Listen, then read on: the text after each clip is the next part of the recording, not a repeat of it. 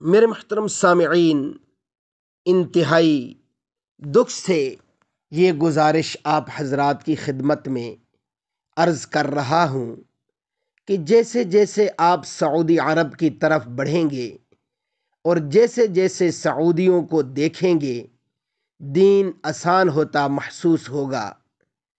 سر سے ٹوپی غائب، چہرے سے داڑھی غائب، جوتوں پر ہی مسحا اور جوتے سمیت نماز سے پہلے اور بعد کے نوافل غائب، تراویح 20 رکعت سے کھٹاک سے آدھی، عشاء اور تراویح اور وتر میں 3 اماموں کا ذائقہ، نماز جنازہ میں بھی ایک سلام غائب۔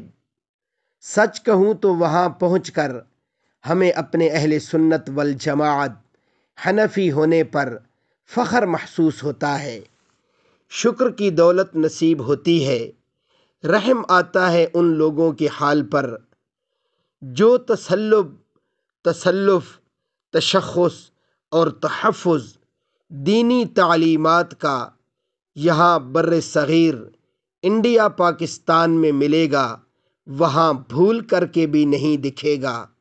یقین نہ ہو تو تجربہ کر لیجیے۔